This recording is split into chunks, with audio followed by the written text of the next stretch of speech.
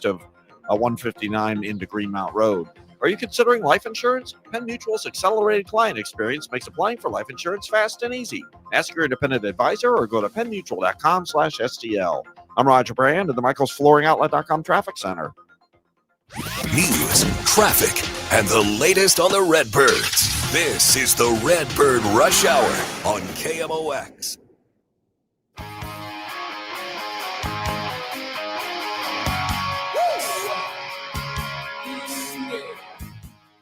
All right, you're in on a Monday on the Redbird Rush Hour. Bernie Miklasz, Matt Pauley, Kevin Wheeler hanging out with you guys. I figured this is, it's Monday. Usually people are down. I like Mondays quite a bit coming off of football weekends because you had 2 days of football. We still got baseball going on. So I felt like nothing but a good time was a good open to the week. How you guys doing? Good. Doing all right. Yeah, nice. Weather's a little better today. It's not 100 degrees. Yeah. Super nice. First day of fall, by the way, boys, just so you know. Happy fall. Yeah, I found that out on Twitter earlier. It's not that I know those things, but every once in a while they pop up. We got a lot to do. We're going to do some football later on. Good win by Mizzou, Illinois. We'll get to that a little bit later on. We'll talk some Chiefs maybe, depending on how much time we leave ourselves. We're going to start with the Cards since it's a Redbird Rush Hour. And I thought, guys, a really interesting day yesterday. John Mozeliak recognized pregame, and it seems like it was pretty cordial with the crowd, which is what I would expect because the people in the stadium are not the people on Twitter, that not always the same group of people. So that was nice. And it was really interesting to see how Nolan Arenado was handled because he was handled like somebody who is playing their last game at Busch Stadium as a member of the Cardinals. Which I think he is. And on top of that, then we had his post-game comments that we'll talk a bit about too. But it seemed like that was a little bit, and not seemed like, would you guys agree? That was a going away party a bit yesterday, wasn't it? Yeah, I think it's pretty obvious. I mean, it doesn't mean there's a guarantee he'll be traded. I suspect that there's some things going on maybe behind the scenes. They've indicated to him that will somehow give him his freedom to leave or whatever. We'll see. But yeah, I think the Cardinals wanted to make sure that Arenado had a moment to be recognized by the fans. It was a little awkward. I think people were confused at first. Yeah. That's okay. Yep. Because it was not set up in advance, and that's okay. But also what he said, I think that really told us a lot. So we'll see where it goes. I mean, we're going to sit and wait again. And unfortunately, it's just going to be this nonstop thing that everybody talks about incessantly. But what can you do? Because it is going to be a big story again. Yeah. Well, we've done it before, so we've got practice. So maybe we can do it better this time. First time doesn't work. Try again. Yeah. And that's what we'll be doing here. The whole thing was weird because he originally was in the lineup, then taken out of the lineup, then put back into the lineup just to come out of the lineup. Yeah. So you had that. He is. I have to wonder: is he more open to just going anywhere at this point? Because his trade value right now is less than it was this time last year, and they couldn't work out a deal last year. So what would cause them to work out a deal this year? Well, maybe it's expanded options on where he could go. Maybe it's an agreement that he'll be let go if they don't find a trade. I don't know what it is. That's the stuff that, but it just, his words were more impactful in terms of him probably believing that he isn't going to be here and more importantly, shouldn't be here moving forward. And I thought he was very gracious. I really appreciated what he had to say about his time in St. Louis, the fans playing at Busch Stadium. I mean, he's showing a lot of class. If this is the end, and if he's metaphorically speaking, on the process of walking away or leaving, he showed that he was a class act, and I thought he was totally sincere when he reflected on his time in St. Louis and had nothing but positive things to say. And I also think he did the organization a favor, so in a manner of speaking, by endorsing what they're already doing, which is rebuilding. He's basically said, hey, they should be doing this. Yeah. So I thought that was a classy gesture too, because there's still people in the media, not us, that they won't use the R word like it's some evil, nasty word. Oh, I can't say that. Well, actually you can, because they're rebuilding. Yeah. And the thing of it is, it's actually a compliment to Bill DeWitt, because this first time that a generation or two of Cardinals fans have ever had to hear the word rebuild associated with this franchise. Yeah. Oh, but that's right. I forgot he's the worst owner in the history of sports. Okay. Anyway, I'm just being funny. I'm not really funny, being a wise guy. Nothing wrong with that. I will say, you guys think that some of this is just a realization on Arenado's part that this is not a 1 or 2 year thing. You know what I mean? Like this year, everybody played it down the middle, right? We're not calling it a rebuild. We're just runway, blah, blah, blah. Do you think him seeing this and realizing, okay, I mean, I got another 2 years under contractual control. It's probably not within the time frame for me to hang here for this team to be a contender again. So maybe that increases the motivation. And certainly, as you guys pointed out, hopefully the team's motivation has increased too. Because again, this is not about him. He's just a great player who's aging. It's just not the right situation for that when you're doing a rebuild. Yeah. And why would he want to stay? If the Cardinals have indicated to him, hey, it's going to be a while till we're going to be winning a World Series in all likelihood, and he has not won a World Series, why would he want to be here? Now, the next question is, can he end up on a team that has a legitimate chance to win a World Series? I don't know. Maybe he regrets not saying yes to Houston if he had everything to do all over again. Maybe he says yes to that. Is he a guy that a World Series contender wants to add to their roster? And that has a lot to do with what else is on the roster. But there's not a lot of World Series contenders that have light hitting third baseman. Not many. And look, the hope, if you're Arenado, the hope is there's a team out there that really just wants to shore up defense on the hot corner, and they have a plan. And that plan might be like what the Yankees did with Paul Goldschmidt. You're not playing every day. We're going to play you to our advantage. And hopefully that'll be to your advantage, too, because you're going to be a little more rested. We've talked about this over and over again. Sure. And I think a new team environment might be the way you work that, especially if the Cardinals are willing to eat a big chunk to make that type of player appealing to the team that could need it.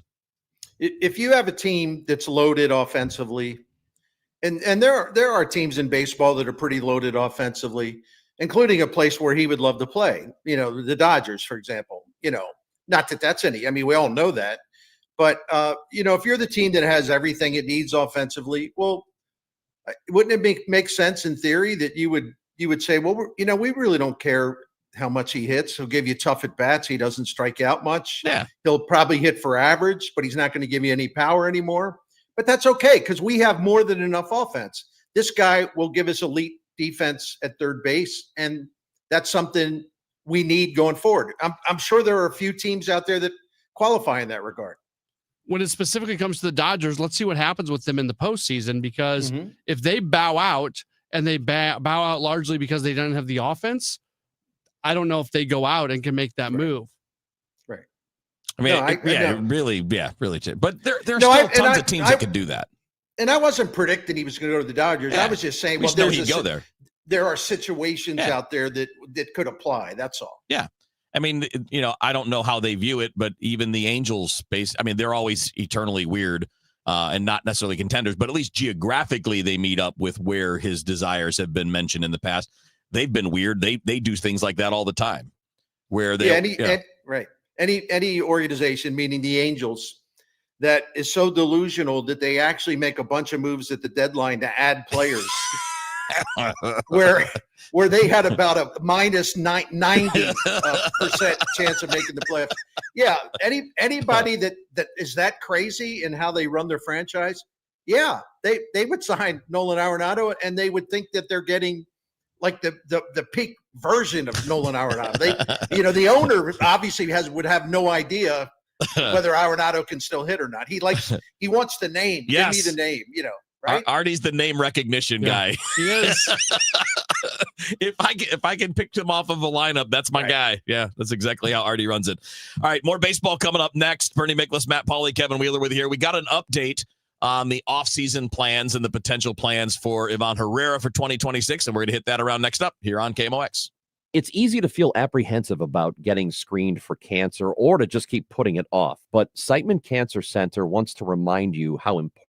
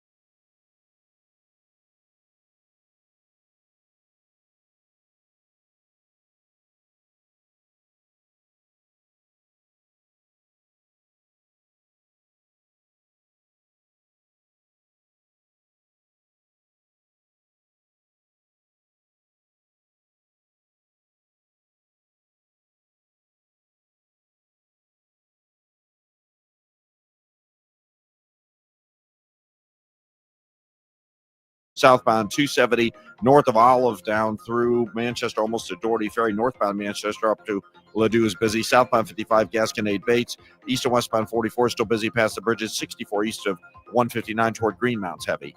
I'm Roger Brand at the Michaels Flooring Outlet.com Traffic Center. From now on, if you spring a leak, need a water heater, or have hard water, Thanks for calling Jerry Kelly Heating, Air, Plumbing, and Electrical. Jerry Kelly will fix the leak, install the thing, and make that hard water easy. From the company who's got your whole home covered. JerryKelly.com. This is the Redbird Rush Hour on 104.1 KMOX.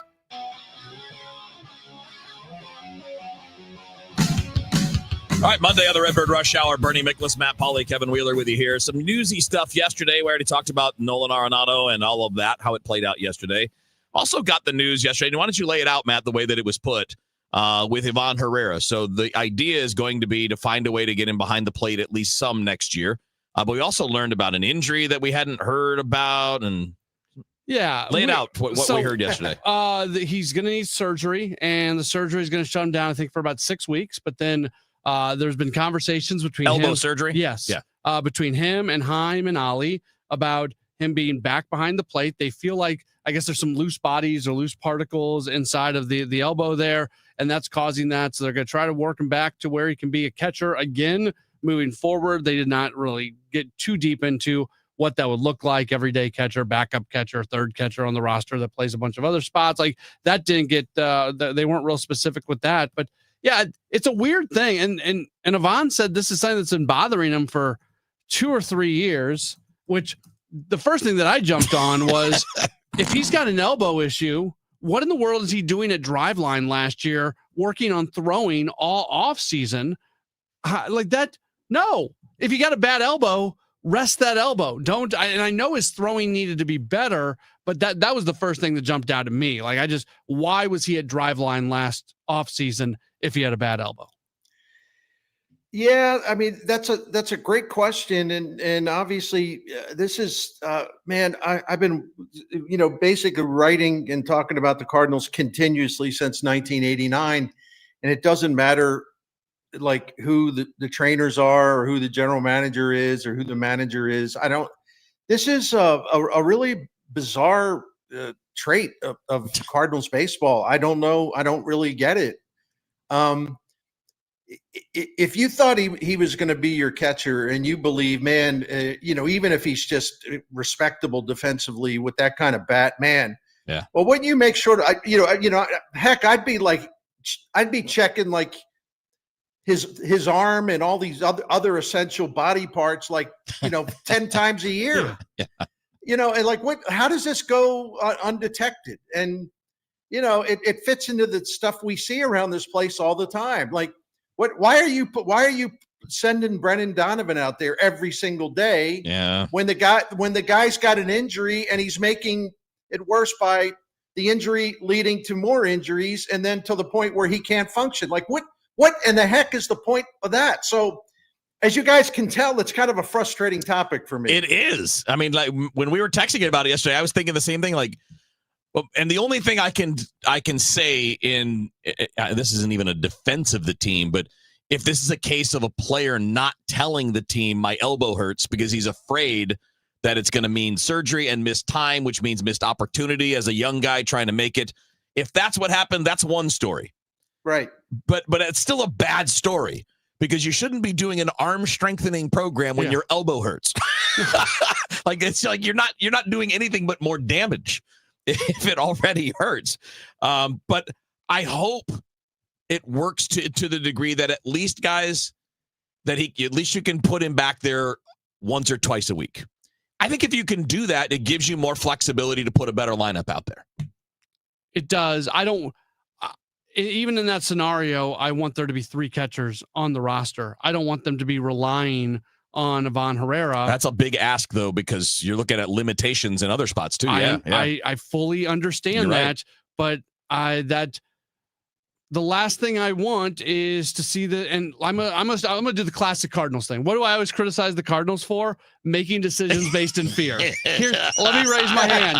I'm about to make a decision based in fear. I don't want them to be stuck in a roster situation where you're considering whether or not to have Herrera in the 10th or the 11th inning because you have to make some sort of change with something else. And the one thing that I would like differentiate myself from these other Cardinals decisions we make, Herrera makes so many mistakes behind the plate.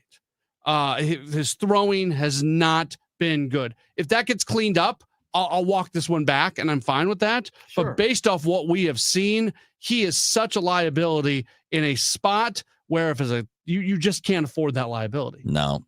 And what's wrong with him, to me, is not about his arm strength anyway. I mean, I'm watching him throw. He doesn't put the ball where it's supposed to be. Ball placement and quickness of release are every bit as important as velocity. Right. And he's not good at those. With his current velocity, he could be a good thrower, or like an acceptable thrower. He's not going to win any Gold Gloves, but he could be okay. One thing I wanted to add that it would be nice if they would get their stories straight too, because we were told that one of the reasons for moving him away from the plate is because they thought it was bad. It was tough on his legs, like his knees, his hamstring, this, that. And he did, he spent, two pretty long stays on the IL, and they attributed it. Well, this is one reason, we think it's best to just get him away from catching because of what it does to his legs. Okay. So now he's going to go back behind the plate. He's got the same legs, I think, right? Yeah. They're not. So, Heim Bloom, help us. Yeah, please. Let's just be. That's a good point, though. Like both of you guys making great points. Like messaging matters, being clear matters, being consistent matters, and if you are like, if these two things go well, they need to do a better job. Go well together. They need to do a better job of explaining how. Right? Yeah. Like we said 2 months ago. Yep, legs are too beat up. We need this bat. We're going to have him DH. Well, then what's changing that going into the future? Unless they were only talking about this year. But then specify that. Don't just say, we get all right. I can keep going, but we got to hit a break. I'm with you guys. We're all like stunned at the idea that we're doing this mixed messaging thing again. And hopefully we'll get this cleared up in the offseason. We don't have to do any of that moving forward. But fingers crossed. Yeah, no kidding, bro. All right, Bernie Miklasz, Matt Pauley, Kevin Wheeler with you here. We're moving on. College football after the news on KMOX. Hey, this is Charlie Brennan. Have you noticed loose bricks or missing mortar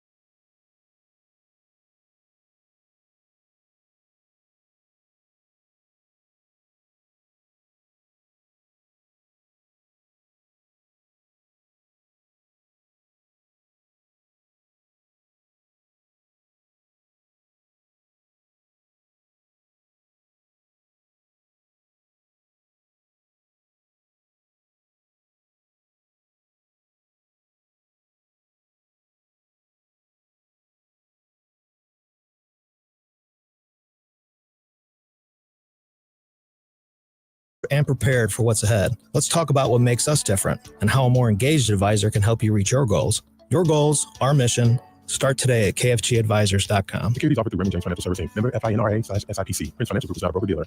You're listening to the Redbird Rush Hour on 104.1 KMOX. All right, it's Monday on the Redbird Rush Hour. Bernie Miklasz, Matt Pauley, Kevin Wheeler with you here. Hit some Cardinal stuff already. Time for a little bit of college football. And boy, you talk about the two games we focused on Friday were obviously, Mizzou and Illinois. And one of those games went about the way we talked about, right? Mizzou and South Carolina. South Carolina could be a challenge, could be scary. It kind of was, but Mizzou had the big fourth quarter, and they end up with the win. And boy, all three of us thought Illinois was going to win, and they got smoked. What a weekend for those two. Yeah.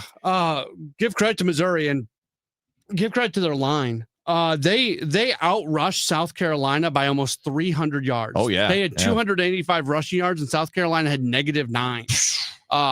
In an SEC game to have that kind of differential, you just don't see that very often. For Illinois to essentially no-show the way that they did, that was a shocking. I thought Illinois was going to win that game. And maybe I underestimated Indiana. All the credit in the world goes to the Hoosiers. They are a much better team than I thought they were 72 hours ago. I will come back around on that one, but very disappointing performance from Illinois. I was scrambling to find something that I had tucked away and I couldn't find it, so I apologize. But one of the national football bloggers or writers had a really interesting note on Illinois and Coach Bielema, who I like a lot, by the way. Yeah. But there's a history of like whenever he's gotten a program like in the top 10, on the cusp of the top 10, but I think specifically in the top 10, there's always like a disaster right after it happens. In other words, like if people question whether they belong in the top 10, whether it be Wisconsin back in the day, Arkansas, and now, the people that wonder, are they really top 10? They get their answer, and the answer is kind of like, boom, no, they're not. Right. And that happened again. As far as Mizzou, I thought it was a great win. And I said on the show Friday that I was going to take them to cover, which I did not after I heard about the injury to their left tackle. But they subbed in for him. Yeah. I thought Mizzou was going to win the game. They subbed in for him, and his backup. Well, the backup, the guy was originally going to be the starter there. Jalen, I forgot his name now. Green, all of a sudden, right? Caden Green was the guy who got hurt. Yeah, the guy that the guy they subbed in at left tackle, who was going to be the left tackle, but he didn't win the job. He played great, and what I loved about Mizzou's win, it's just like the Kansas win. Whenever they were challenged, whenever they appeared to be in trouble, they punch back, they hit you in the mouth, and they take over the game again. I mean, that's a really good trait in a football team. And, I don't know what to say about their rushing attack. It's unbelievable. And then Bo Perbula, we saw what happens when they finally scripted some design runs for him the other night. The guy is indeed a fantastic runner. And I think the Mizzou front seven is great defensively. Obviously, as I texted to you or somebody else the other Saturday night, I said, this is a good game plan. Hey, you guys. In the secondary, you don't have to cover anyone. It's okay. Don't worry about covering. Don't cover their number one guy. Yeah, I'm a Mizzou fan, so I get emotional watching these games. But the Tigers are really good. Can I throw one other thing in here? And I'm taking up too much time, and I apologize as always. But over the last 3 seasons, Oregon's got the best home field record in Power Conference football. Mm-hmm. You know who's got the second best record? The Mizzou Tigers. Wow. Yeah. Coach Drake is the real deal. He's turned that place into a true home field advantage. I mean, that is a very tough place to go into. And that's why I cannot wait for Alabama to go in there to see how that'll play out. Absolutely. But then the second half of the season, they've there's 6 straight home games to start the year, and then very few in the second half. That's where the questions are going to be coming up. And their schedule is very manageable. But there's going to be some tough road games there in the second half of the season. Well, I think the fact that there's 2 sets of back-to-back road games, and all of those teams now, by the time they play Arkansas, who knows, that could fall apart if coach gets fired or whatever. Right. But the problem with that is the back-to-back road games, 2 sets of them, that's challenging. That's challenging. But again, that's the SEC, baby, right? Yeah, that's what it is. That's why you get the big paycheck. Because you're going to be playing the big boys. All right, let's do a quick check of traffic. Captain Roger Brand's going to let us know what's happening in and around the St. Louis area. We'll get right back to the Redbird Rush Hour. Traffic from the MichaelsFlooringOutlet.com Traffic Center. Well, you got trouble on Highway 70 right now, Kevin. This traffic report's a service of Financial and Tax Strategies. The big one is the rescue crash. It's eastbound 70 at Hanley. It's an overturned semi. Only the left lane is open. Eastbound 70 is jammed back to Natural Bridge. It's going to be out there for a while. I'd avoid that area if you can. Westbound Highway 70, you've got slow traffic coming in from Bermuda past it. Taking a look in downtown, westbound 70 near Madison, there's a crash in the left lane. So it's got traffic jammed back onto 44 to the Arch Ground. So just be prepared. 70 has troubles. Westbound 64, Science Center out there, McCausland's busy. There's still a little slow traffic at Prospect. Eastbound 64, Timberlake in through 141. We had a crash at the exit. It's a little heavy at the Interbelt. South 170 is bogged down at the Parkway. North 270, a little crowded past Ladue. Southbound 55, Gasconade Bates slow. Eastbound 64, a little heavy approaching Greenmount. I'm Roger Brand at the MichaelsFlooringOutlet.com Traffic Center.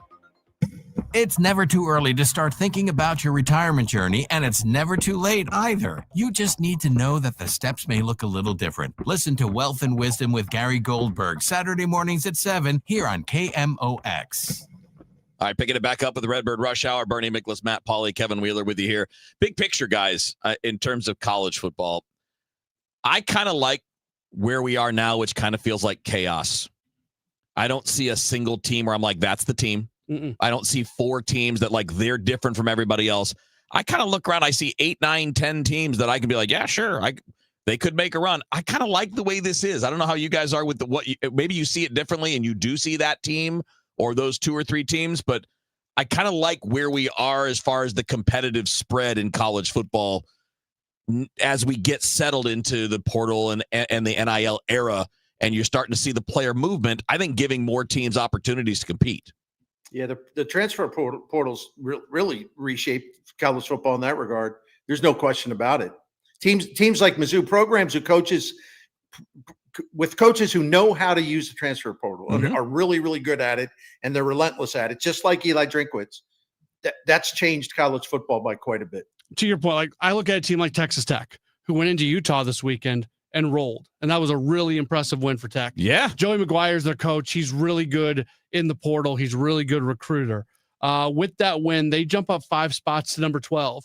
If you squint, you can look at a Texas Tech team that could make a run in the college football playoff if they get in. Sure. I think on a good night, they can go be competitive with just about anybody. So, I mean, are the big boys obviously most impressive, the Ohio States and the Penn States of the world? Yeah, they're the ones who really shine out. But then you do look like, that's why I chose Texas Tech. I think if you can go into Utah and win the way they won, you can do a lot of things. Yeah.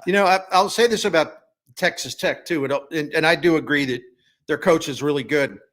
But it really helps you have a football alum who's a billionaire many times over, and he donated I don't know, what did he put into the team this year, like $30-40 million? That kind of helps. Yeah. He's as big a sugar daddy as Phil Knight is out at Oregon. Like, seriously, they can buy any player they want now. But you still got to get people to come to Lubbock. And I don't know how many times you've spent in Lubbock. I've spent a lot of time there. I have. And I'll tell you but when you think about what used to be, not even that long ago, all of these players that can now move and get some NIL money by going to Lubbock or by going to Bloomington, Indiana, or to other places that are non-traditional, non-football powerhouses. Used to be they all just gathered at Alabama. Yeah. And they would be second or third string and they would wait their turn because that was their key to the NFL. But now that you throw in NIL, it's more important to get out there and play and get paid. And you're seeing that talent spread out a little bit, which is why, Texas Tech and Indiana and, the schools that are, I don't want to say all of them, but I think Iowa State falls into this a little bit. They're not the big boys, but they can hang with them. Well, and to Matt's point about Lubbock, listen, it's a free-for-all in college football, which I don't care about. I like it, actually. But listen, if I'm a guy that, it had a young Bernie been like a great high school or football player or a guy that was looking to transfer and I had offers, And Texas Tech is offering me, twice as much as some other. Yeah, I think I think I'd be fine at Justin at Lubbock. Yes. Hey, Matt, you went to a place where they got guys to go to Manhattan, Kansas, for God's sake. It's the exact same. It's the exact same. Right. Although as somebody who spent 5 years in Manhattan and has spent many a night in Lubbock, Texas, I do think Manhattan's a little bit nicer than Lubbock. I can tell you this. No place on earth is nicer than Coral Gables. Yeah. And we still can't win a damn thing for 24 years now. Well, it's also why like a UNLV is just a sleeping giant in this whole thing. Could be, yeah. If they ever get somebody who can, and I think they've got the right guy there now, but that's a program that should be playing at the absolute highest level in everything that they do. Miami. It's too early for it to be Mario Cristobal time. Wait till November. Yeah, it's way too soon. And my friend Kevin Wheeler, we talk about this a lot. I know that he's just living in like a quiet panic inside that Mario will Cristobal his own team again. Oh my God. I love the guy. I was in college when he was playing at Miami. I root for him. He's a great recruiter. He is a phenomenal recruiter. He does the portal thing that we're talking about as well as anybody out there. But the man can't do math, and he can't run a clock. And they like you were texting with me, Bernie, this weekend when they're playing Florida. They were toying with the Gators, but as soon as they got up 13 points, oh no, now we're conservative. Now we're not taking any shots down the field. Nope, we got a 6-year senior quarterback who was playing for national championships at Georgia. And you're going to take the ball out of his hands when you can put a team away and you leave him in the game. No, I don't know. And I've never, I know it sounds like I'm being dramatic, which I probably am, but I really mean this in terms of being sincere about the general opinion. Watching college football a long time, I've never seen a guy on the sideline of a good team with all that talent who just looks absolutely panicked at all times during the game. He does. Like, have you ever watched his sideline demeanor? Yes. You're like, oh my goodness. His eyes are bugging out. Okay? Yeah, is he okay? Is the doctor? Where are the doctors? Yeah. I mean, he's just constantly. It looks like he's going to pass out. Yeah. That's not a good look. It doesn't exactly embolden me with confidence if I was a Miami fan. Here's my solution. Michael Irvin's on the sideline anyway. Just have him stand next to Coach.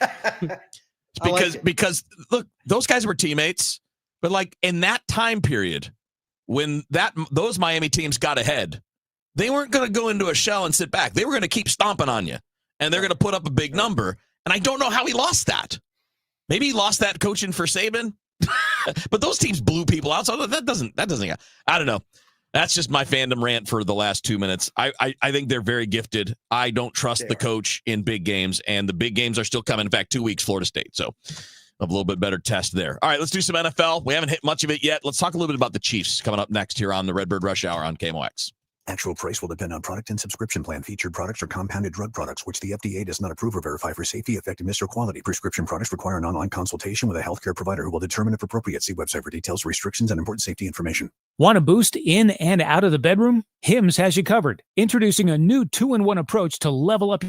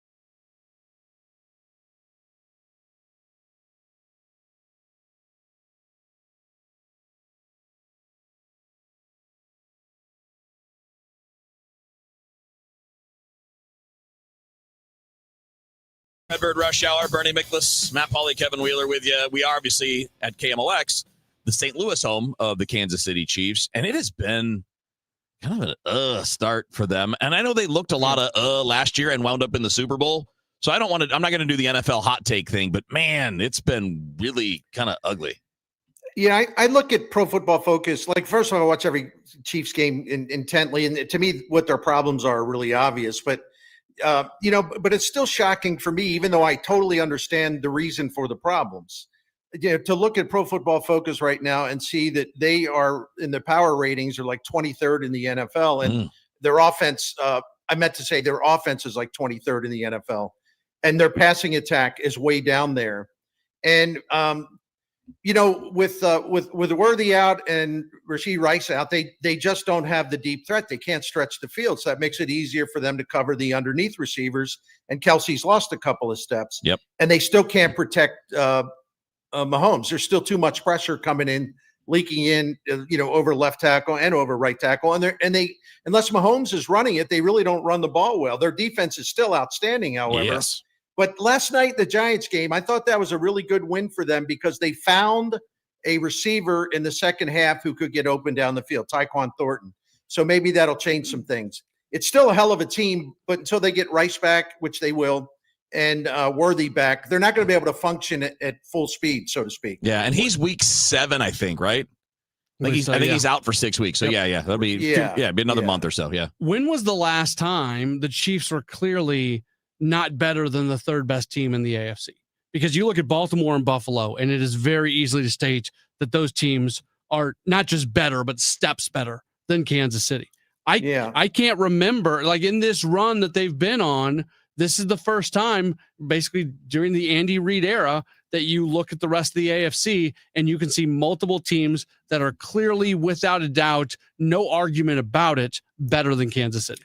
Well, just even in their own division, I watched that game yesterday, the Chargers hosting Denver. Yeah. And both of those teams are outstanding, and that was a great game. Yeah, it went right down to the end. I mean, and you have other coaches in that division now that have won Super Bowls or have been in Super Bowls or national championships, like Harbaugh, Peyton. You have Pete Carroll. I mean, it's a great coaches division. There's great coordinators in that division. And the Broncos and the Chargers are legit. I mean, there's not that much of a gap, if any, between them and the Chiefs now. Good. And again, I say that I don't root against anyone. I just like competition. Chiefs have had a nice long run, and it's going to be fun to see how they combat it because I think they'll be a much better team in 2 months than they are now. Yeah. I agree. And it'll be a lot more different. It'll be a different conversation, but I like new. NFC, AFC, give me a little bit of new blood in there from time to time instead of the same teams all the time. I would also argue that was a bad New York. The Giants look terrible. Yeah. Well, yeah, that's what I was going to say, but it was specifically this. What is 97-year-old Russell Wilson still doing out there? I don't know, man. Oh, like he's just flinging the ball. He's just flinging the ball everywhere, and you're like, dude, stop. And so why? And Brian Daboll is the Mario Cristobal of head coaches. So he's standing over there looking all flummoxed and bewildered, and it's like, dude, no. Jackson Dart, see him, put him in. Yeah, that would be nice. All right, boys, that's going to wrap up for this one. We'll do this together with all three of us coming up on Friday. But coming up next is the Sports Open Line with Matt Pauley. And then after that, we got late Cardinals baseball, 8:45. Matt, it's the last West Coast series for you. So knock that out of the way. You boys enjoy the game tonight. I'm sure we'll be texting at some point. And in the meantime, you got Sports Open Line coming up after the news on KMOX. Hey guys, Glover here for my friends at my favorite sports fantasy app, Underdog. So baseball's still going on. Football is back, and Underdog is the best place to select entries.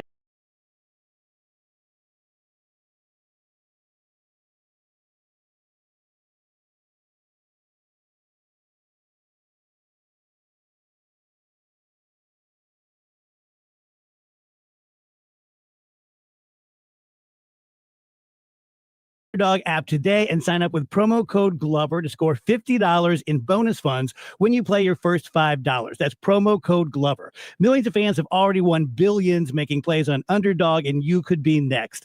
Underdog, make plays, win money. Must be 18 and present in Missouri. Terms apply. See assets.underdogfantasy.com/web/play and get terms _DFS_.html for details. If you're concerned with your play, call 1-800-GAMBLER or visit ncpgambling.org. Thank you, Missouri, for making Genesis of St. Charles your #1 and most trusted Genesis dealer for 2025. The all-out sellout has arrived. Genesis of St. Charles is out to break all sales records. This month only, receive a $500 gift card with any new vehicle purchase. Want to trade? We're offering more than ever before. These offers absolutely end September 30th. Visit genesisofstcharles.com today. Based on GMA sales records for 2024, one gift card per purchase, prior sales excluded. Attention business owners with a net income over $500,000. You need to work with a tax strategist that understands your entrepreneurial mindset. Download the most recent white paper written by E3 Consultants Group titled The Power of a Professional Tax Strategy Team. Go to e3wealth.com/radio to obtain a copy. It's time to learn about wealth and tax strategies that protect your personal and business economy.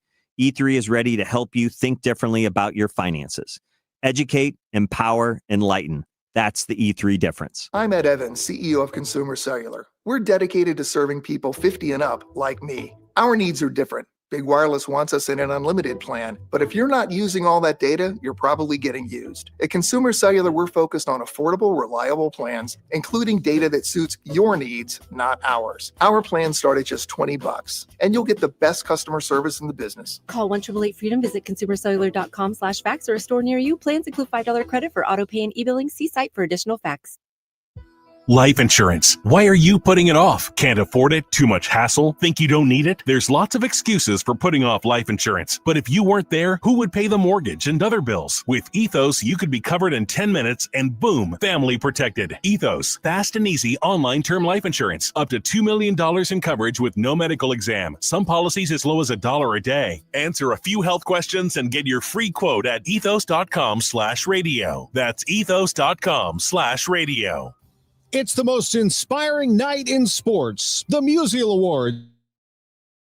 The audience for this nationally televised event from St. Louis. Named for Stan the Man, the Musial Awards celebrate those who uplift us through their extraordinary sportsmanship. Experience the remarkable moments and people that make this an event like no other. The Musial Awards, presented by Maryville University, Saturday, November 22nd. Tickets at musialawards.com. The KMOX City SC Soccer Showcase, presented by Michelob Ultra, is back. Next stop, Hot Shot Sports Bar and Grill in Fenton, Thursday, September 25th. A limited number of fans can get an autograph with City SC player Thomas Ostrak. Register to win great prizes, enjoy great food, and cold drinks. Hot Shots in Fenton, the place to be Thursday, September 25th from 6 till 8 p.m. for the City SC Soccer Showcase, presented by Michelob Ultra. For more info, KMOX.com/events. Traffic from the michaelsflooringoutlet.com traffic center. The only big problem we have is this overturned tractor trailer right now, eastbound 70 at Hanley. Only the two left lanes are open. It's a solid jam back to almost Natural Bridge on eastbound 70. And now we have a minor crash northbound 170, just north of Natural Bridge, blocking the right lanes. There's a little bit of a backup running through there now as well. I'm Roger Brand at the michaelsflooringoutlet.com traffic center. Mid-America's most trusted voice for news. KMOX AM St. Louis. KMOX FM Hazelwood. Always live on the free Odyssey app. President Trump links autism to acetaminophen. If you're pregnant, don't take Tylenol. Returning to the air tomorrow. From Hollywood, it's Jimmy Kimmel Live. Recognizing a Palestinian state. Several Western countries have formally signed on. This is the CBS World News Roundup Late Edition. I'm Jana.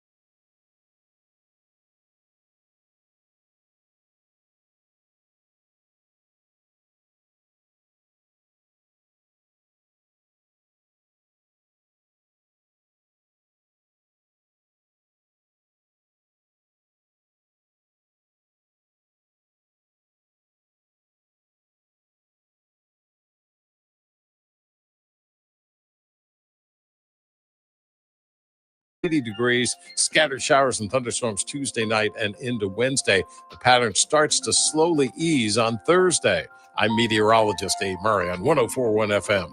KMOX. Right now in St. Peter's, it's up to 80 degrees. It is 80 degrees in Florissant, and downtown at the Arch, we have 80 degrees. I'm Maria Kina, in for Michael Calhoun, KMOX News. Come on, let's get going now. From KMOX Sports. We're primed and ready. All day, baby. Yeah, let's go. This is the Gray Bar Sports Open Live. Gray Bar, your distributor for electrical and datacom needs. On 104.1 FM, KMOX. All right, here we go. Welcome in. It's Gray Bar Sports Open Line right here on KMOX. My name's Matt Pauley. You know, we're going to be with you a lot here moving forward.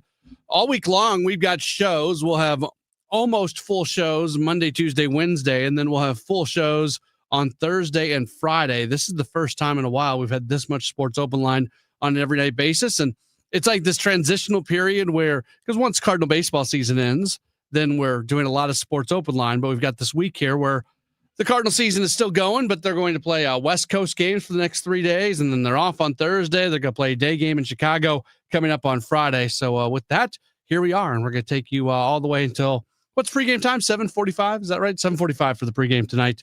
As I asked Kyle Sixta, and he gives me the answer. Now he's thinking, do we get that right? I can look it up. Anyways, it'll be in that. Is it 7:40 or 7:45? So yeah, we will we'll be with you until then. Those little details don't matter. We can figure it out as we get closer to that time. We've got a lot coming up. But today's one of my favorite shows. We do it every year. We bring in Stan McNeil, senior writer, Cardinals Magazine. The Cardinals do a yearbook every single year. And it's really cool. Every year they just focus in on one single topic, and that's what the yearbook is. And this year the focus is on Willie McGee. And I loved reading everything in it. So there's a current interview that Willie did. Then they run two previous interviews that he did earlier on in his career. They go back into the archives and run a couple stories that were written about Willie previously in his life. There's kind of shout outs that are sent to him from individuals who he has been around in his baseball life. Ozzie Smith writes the foreword. It was really good. I had so much fun just sitting down and reading through the magazine. It's not a magazine, it's a yearbook. It's from the Cardinals Magazine, people. It feels like a magazine when you're reading it, but it's that doesn't do justice to call it a magazine. It is much more than that. Once again, no pun intended, the Cardinals publication staff have absolutely hit a home run with the yearbook. So Stan's going to be with us in about 10 minutes or so. And we're going to talk to him about everything that went into it. We'll share some of what Willie had to say, including sort of what he's up to now and what that looks like in his current role in the organization. Talk through what led to him. One of the premises of the yearbook is that Willie is the most popular. I don't know if I don't have the magazine, the yearbook in front of me. I got to run in the office and grab it. I don't remember if the cover says most popular outfielder or most popular Cardinal of the last 50 years, but the idea behind it that when Willie's around and he gets announced, he gets the biggest ovations, that nobody else gets an ovation like Willie. And he has become an incredibly popular individual for Cardinals fans. So we're going to talk all things Willie McGee with Stan McNeil. And we are going to do that again. That's going to start now a little bit less than 10 minutes is when Stan is going to join us here on the program. We'll also talk some Mizzou football with Gabe DeArmond. He's going to join us at about 7:05. The big story today is the comments that Nolan Arenado made yesterday, and I want to talk through that. And I think we're at a point now where we just need to be honest about where this thing is going.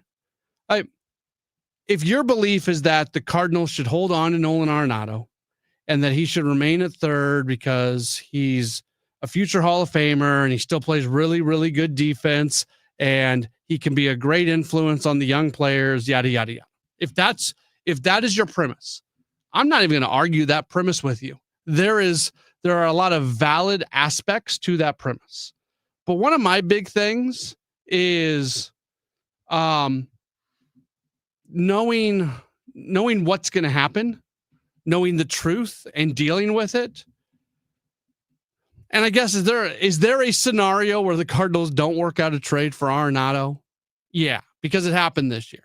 I can remember being on these very airwaves and saying, man, it's a 99% chance or a 90% chance or a 90. Like, I don't remember the exact number that I gave, but I made it very clear that I would be beyond shocked if Arenado did not get traded.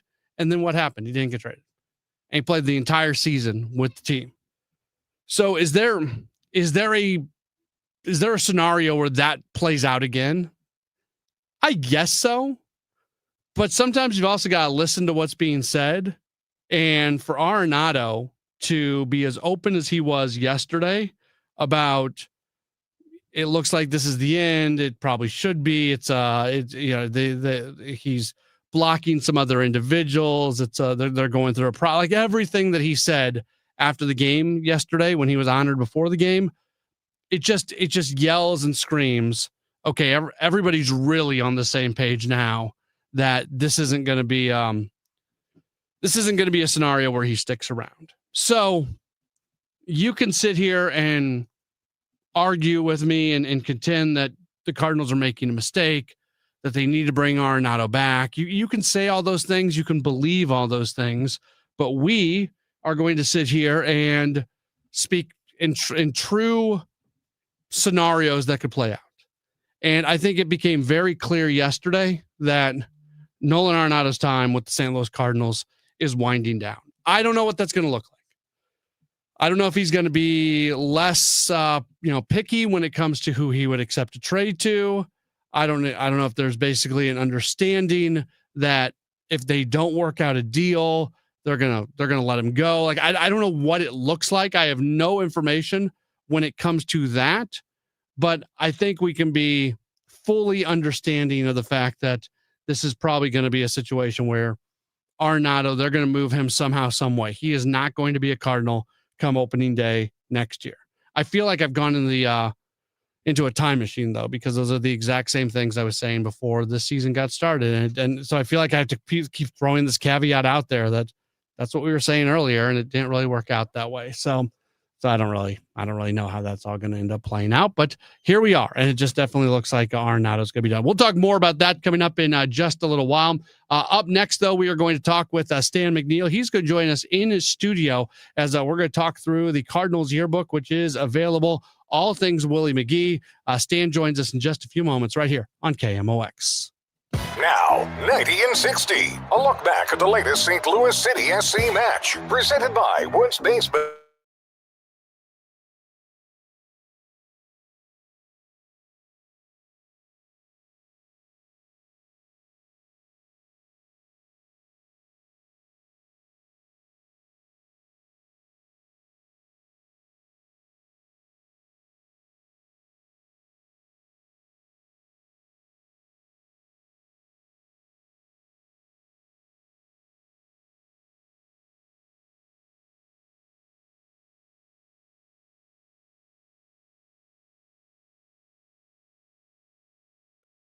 On Y98. Tripping over uneven concrete? Don't replace it, raise it with concrete leveling. Call the all things basement-y experts, Wood Basement Systems, for a free estimate at 618-249-5503 or learn more at woodsbasementsystems.com. At Tax Relief Advocates, we get it. Thinking about back taxes to the IRS can be very unsettling. Don't lose hope. With thousands of 5-star Google reviews and an A+ rating with the Better Business Bureau, TRA is resolving taxpayers' delinquent tax problems nationwide once and for all. We could significantly reduce and even eliminate what you owe the IRS. If you haven't filed your taxes in years or are already facing collections, we can help. We aren't just some run-of-the-mill tax service company. We specialize in helping individuals and businesses with $10,000, $50,000, or even $500,000 in back taxes get speedy resolution. And in many cases, only have to pay back a fraction of what they owe. The IRS isn't going anywhere, and neither is your tax problem. To see what tax relief you qualify for, visit TRA.com or call 800-335-8578. 800-335-8578. Again, that's 800-335-8578. Tax Relief Advocates. Real solutions for real people. Let me tell you about this new pretzel cheddar club. Hey, I'm Carlos. And I'm Ebony. And a little thing we love about the Chick-fil-A Pretzel Cheddar Club is the tangy Dijon with the pretzel bun. It takes it to a whole nother level. It goes perfectly with the chicken and the cheddar cheese and the bacon. Man, you know how much you love bacon. And I love the different varieties. Grilled, spicy, original. It gets you nice and excited for fall. Order the Pretzel Cheddar Club with Cherry Berry and Sprite for a limited time on the Chick-fil-A app. Real guests paid for their testimonials. There's nothing like when you get that part from eBay and it just fits. Yeah, the first time. So you can do less of this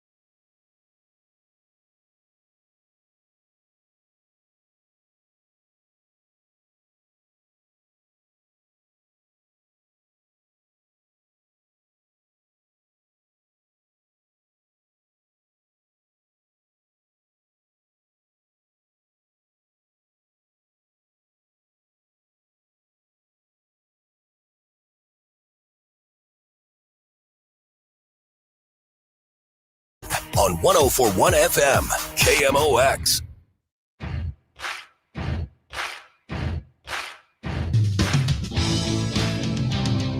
It's Great Bar Sports Open Line right here on KMOX. I was saying earlier, this is always one of my favorite shows we do every year. Stan McNeil, senior writer, Cardinals Magazine, Cardinals Publications, is always gracious enough to come in studio and talk through the yearbook every year. And this year's yearbook is awesome. It's all about Willie McGee.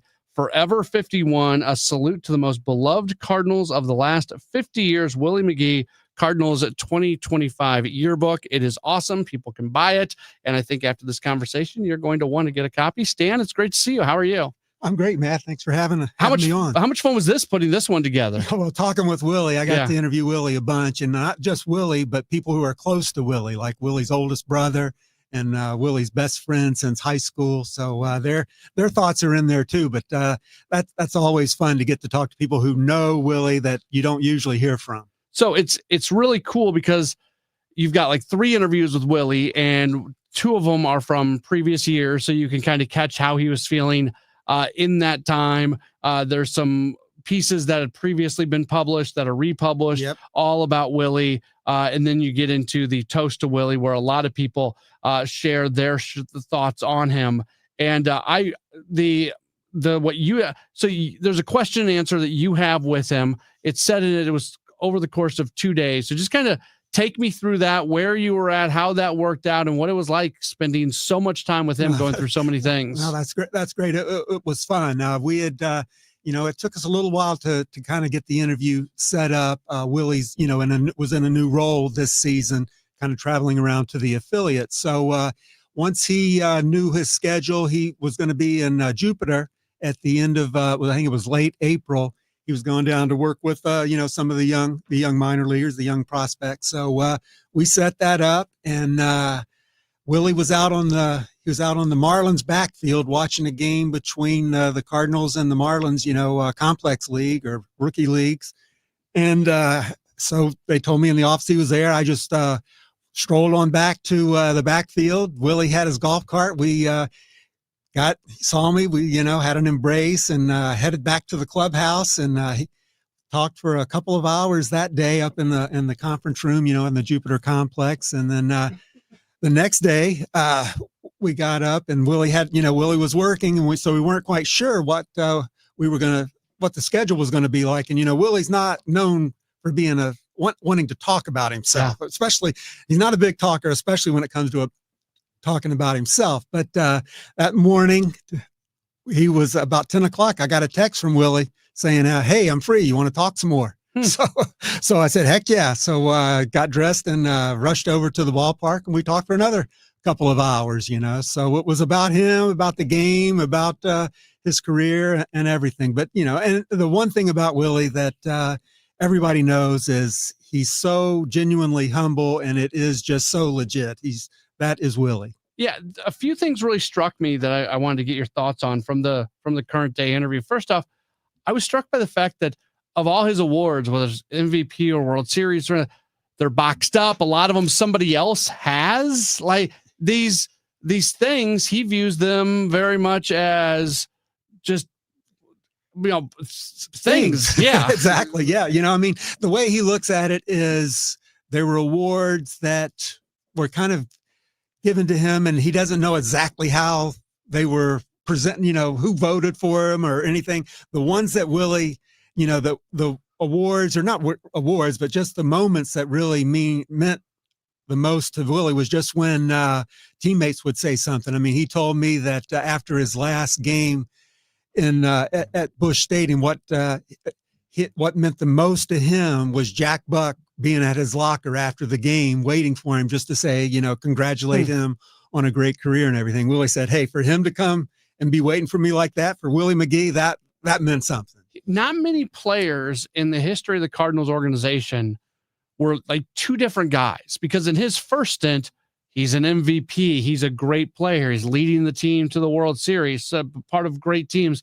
In his second stint, not that those teams weren't good, that was right as La Russa was coming in and everything, but he's more of a role player, a bench player, a guy who, does the small things. He has two very unique tenures with the Cardinals. Yeah, and that second one, he kind of came in as to be veteran mentor-like, and then his first season, 96, he ended up playing quite a bit because of injuries, and Mark Sweeney, who's doing play-by-play sometimes now for Cardinals games on FanDuel, he was on that 96 team, and he told me that he thinks Willie was the MVP of that team, just for the way he brought everyone together, and for the way he was always kind of coming through in the clutch. And if you remember, that team, came close to going to the World Series. Game 7, Atlanta. That's my favorite Cardinal team of all time, because that's like the first team where I really fell in love with baseball.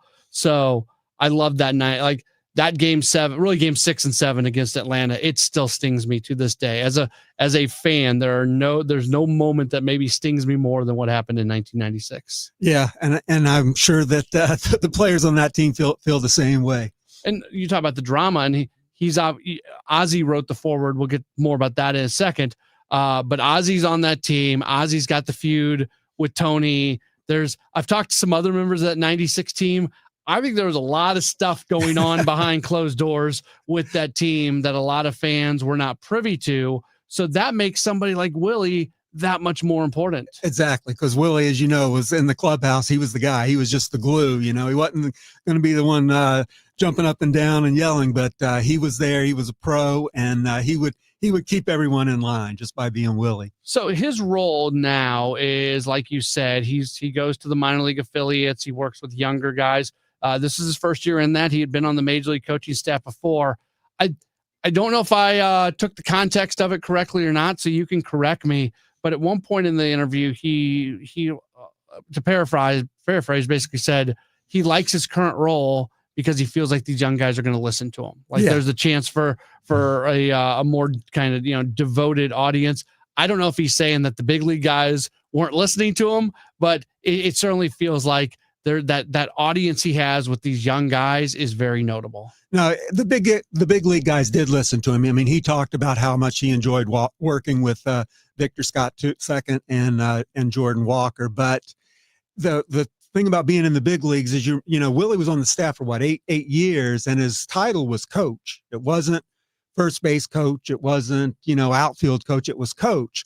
So I think that, and this is just kind of my take on it, but I think that didn't allow Willie kind of his own real lane for coaching. So he was there for everybody, but he was always not really sure how to help best. And so in the role he was in this year, he went to Springfield, for example, and Patrick Anderson, the manager, said, Willie, just, do what you do, just be you. And so Willie would just kind of sit around and hang out watch guys the first day, and then as he's there, he would spend about a week at each affiliate.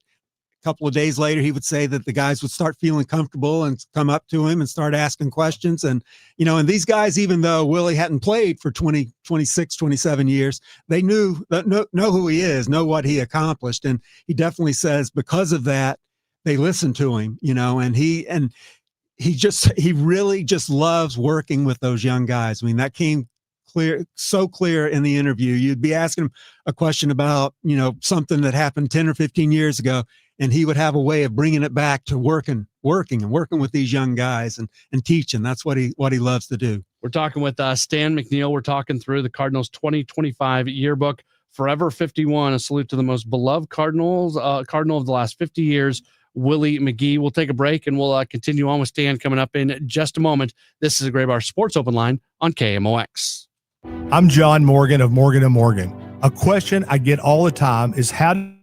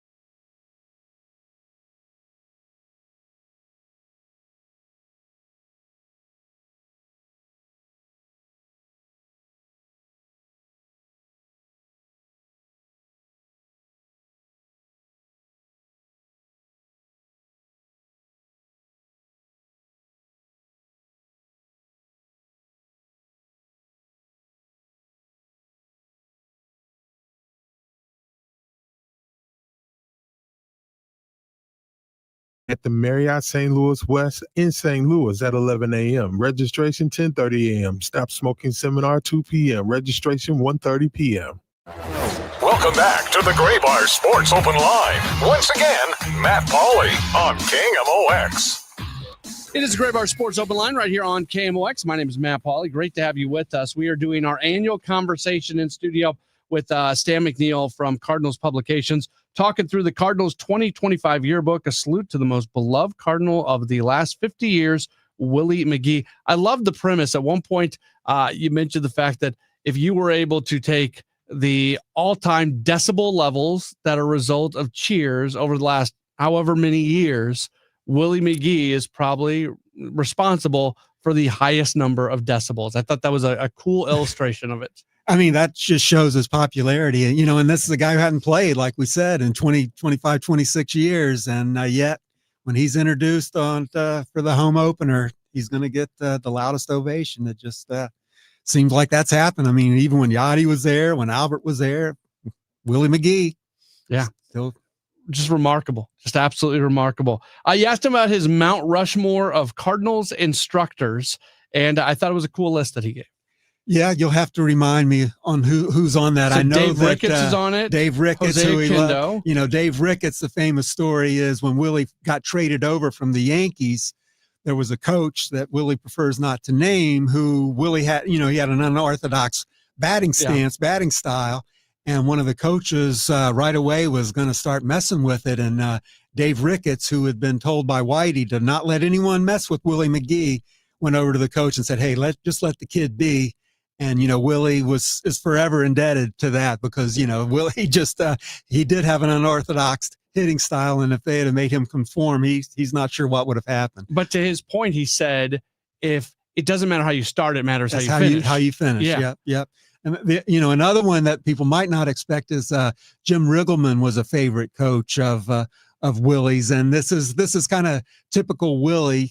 He was saying that Riggleman didn't really even have to say anything, but one time Willie was really struggling and, in a slump. And when you're in a slump, no one likes to talk to you. You feel all alone and you're down. And he said he was just sitting there one time and Riggleman came up to him and said, hey, you probably came back too soon from this hamstring. You're going hard all the time. You're going to be fine. And Willie said that just kind of gave him confidence that someone knew what was going on. And Riggleman has been one of his favorites since then. He evidently added a few heads to Mount Rushmore because in addition to those, mentioned Jose Kindo, mentioned Whitey, mentioned Red Shannings, and also mentioned Mike Schilt. Yeah, he liked Mike Schilt working with Schilty and all those guys. And Willie worked for Schilty, he worked for Mike Matheny, and he worked for Ollie. So he had some experience working for different managers, and he enjoyed that. He's throughout the conversation, just his upbringing is a big part of it. You mentioned his humility. His father was a pastor. The Christian upbringing is a big part of it. It's pretty incredible. He's been married to his wife for almost 40 years. He's just a good dude. Yeah. I mean, and that's the thing. I mean, which I think is part of the reason that all the attention gets to him. It makes him nervous. One thing he was telling me is that, when they take the lap around the stadium, inside the stadium on the home opener, he says he just does not like that. It makes him feel so uncomfortable. He appreciates the love and everything, but just he said it just makes him feel anxious, Mm-hmm. And I totally can understand that after being around him. On the faith side of things, he mentioned that his mom told him when he got called up in '82 that Cardinals are going to win the World Series. And he said, sometimes Christian people prophesize. So Willie's mom knew the moment he got called up that the Cardinals were going to be World Series champions. And that no one else really could have predicted that at that time, I don't think. No, it's a fun story. The 85 season, how proud is he of that? Because from a statistical standpoint, that was the best year of his career. It was, and the one thing I asked him about that is like, why was that so much better than the other seasons? Why? Because the next season, I think his average went down probably close to 100 points. And the one thing that you might think about, but I really hadn't thought about that much, was injuries, and 86, the year after 85, when Willie, set all the records, he was playing with a bad knee, and so but he played. He said he played through it, ended up having surgery after the 86 season. But that, you don't really realize how much these guys play when they're not at 100%. And, back in that day, guys did not like to go to the training room because they wanted to be in the lineup. And Willie was he was a product of that environment all the way. The old school baseball people always say, like, the number one rule is stay out of the trainer's room. Yep. And Jose Oquendo told me that that was the one thing Willie told him when he came here, and it ended up working out because Jose got to play second base for some reason because of that. But Jose appreciated Willie telling him that too. I'm not trying to give everything away from the interview. I'm really not. So I'll leave some stuff out, but a couple more anecdotes that just thought were awesome. When talking about his decision on when to go ahead and call it a career, he had mentioned the fact that he had a hard time sleeping at night, especially when things were not going well. And there was a point in time late in his career where things were not going well and he got a full night's sleep. And that was an indication to him that maybe he didn't have that same edge anymore. Exactly. But again, what's kind of interesting about that is when Willie came back in 96, I don't think he really knew how long he was going to stay, how much longer he was going to play. And I think after every year, it was a story. Mm-hmm. Willie going to come back next year? Is Willie going to come back? And finally, in 99, he just, he decided not to because he had lost the edge. But if you talk to people like Tony La Russa is one, and his good buddy Jarvis Brown is another, that they say that Willie could have played a couple more years if he had wanted to, but he just, like you say, he just had kind of lost the edge. You think of him as being very agreeable, very respectful, things like that. But the one story that comes out in this where maybe he wasn't so much was him wanting to have a green light to steal bases and basically being told, if you're caught, it's going to cost you $50 and a fine, and him going ahead and stealing some bases anyways. Yeah, that was early in his career when he was still in the Yankee system. He was at that time it was really hard to move up in the Yankee system, and Willie had a couple of good years, but still wasn't moving up. And then he got hurt again, played through it, and actually got sent down from Double-A to Single-A. And at that point, he said, "Hey, I'm going to just play my game, and we'll see what happens." And that kind of worked out well for him. Last thing from the actual interview part, and then we'll let everybody read everything else. But the answer, I literally laughed out loud when I read this. You asked him if he'd like to have like a little league field named after him, and he said no. But explain his reason for saying no. It's classic. It is. It's great. I mean, but you would think Willie, okay, he doesn't really want a field named after him because he's so humble. That was kind of what I thought, and I'm talking to him about it a little bit, and he says, no, they can't do that. I'd be there every day. I'd be so worried about keeping the field in good condition. Yeah. I've been down that road before because Willie, after he retired as a player and still does to this day in Oakland, he's out there working on ball fields, and helping coach. So if you named his name on a ball field, Willie would have to make sure it's major league quality, and he knows how much time that would take. Amazing pride that he could not have a little league field that had his name on it that did not, reach the highest standard, so much so that he worked helped out with a JUCO in California where he was doing the exact same thing, and his players there got to see him out there working on the field. Exactly. We're talking about he was putting in sprinklers, not just mowing and dragging the infield, but he's putting in sprinklers and doing everything, and yeah, when you see Willie McGee doing that, if you're a 18, 19-year-old JUCO baseball player, I think that's going to have an impact on you. There's two other what from the other interviews, like going back, what struck you now knowing everything you know about Willie and reading some of his words that were said during a previous point in his life? He's has not changed would be the first thing I would say. He's just been as humble and as genuine through that. And what's funny is not funny, but interesting is that, we had these interviews with Willie from the past because we wrote about Willie a lot because he was a fan favorite when he was playing. So we did stories on him then, and they held up very well because, like I say, Willie is just Willie.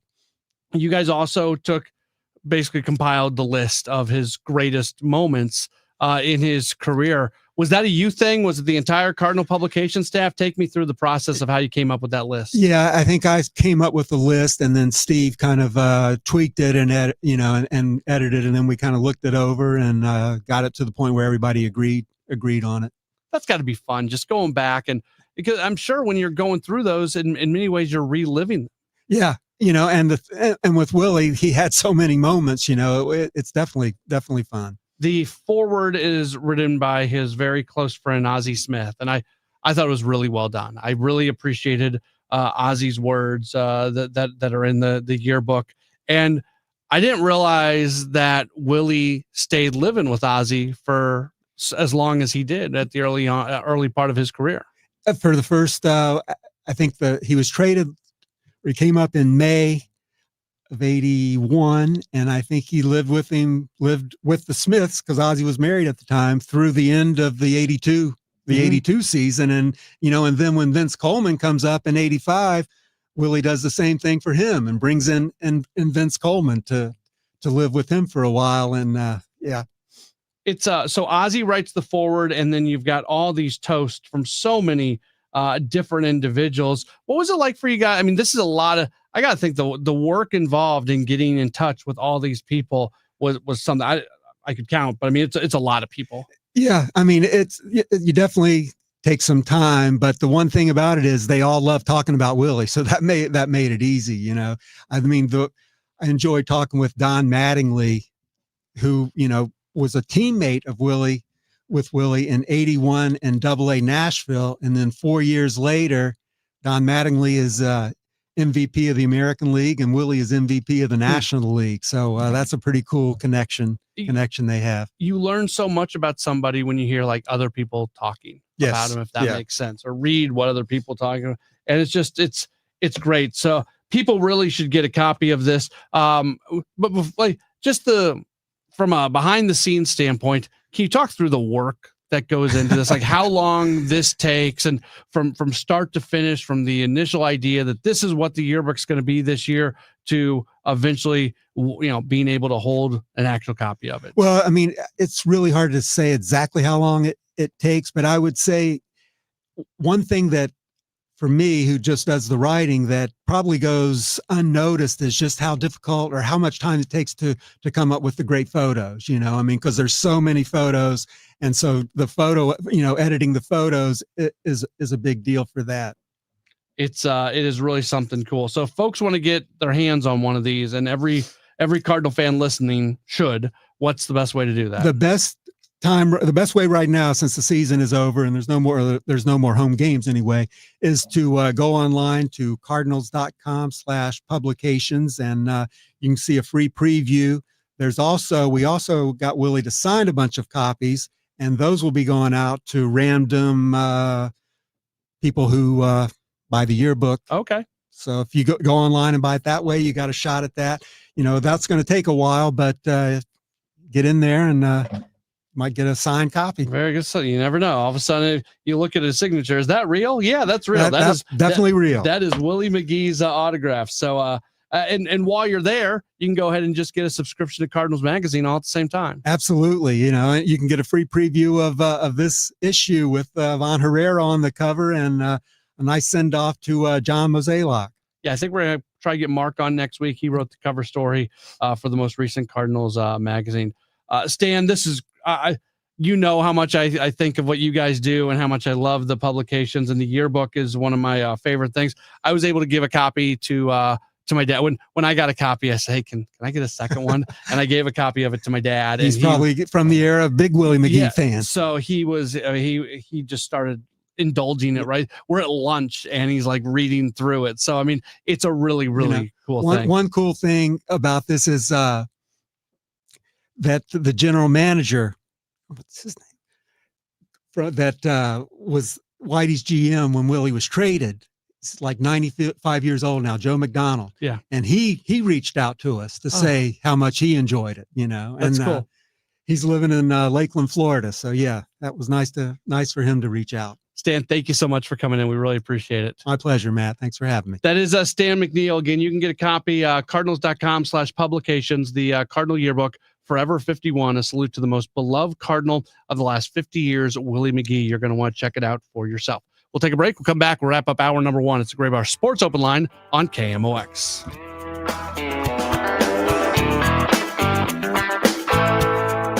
Don't get lulled into believing the IRS is getting soft. It's just the opposite. Hi, this is Lance Story with the Lance Story.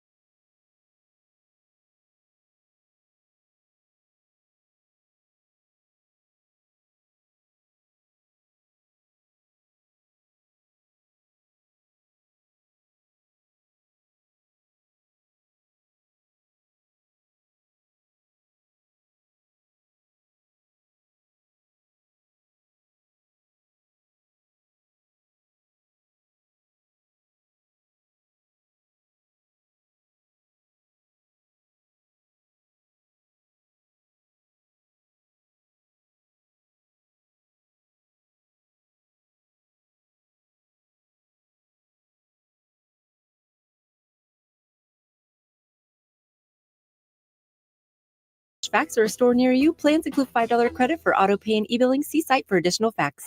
The countdown to kickoff starts here. Friday's focus on Mizzou, the Chiefs, and the NFL, only on KMOX.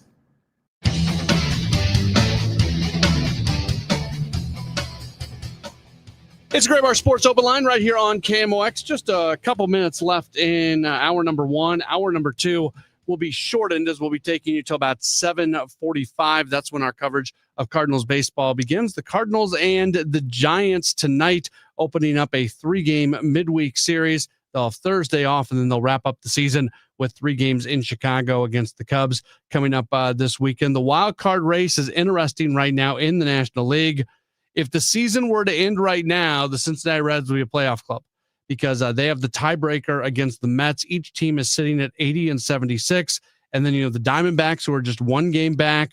The Giants are 3 games back. So the Giants are not completely out of this. They're mostly out of it, but the Cardinals could certainly make sure that San Francisco is not a playoff club if they can have some success. And, they take 2 out of 3 from the Brewers, and the Brewers have some issues right now. They just put Brandon Woodruff on the injured list. We saw William Contreras get a little bit banged up.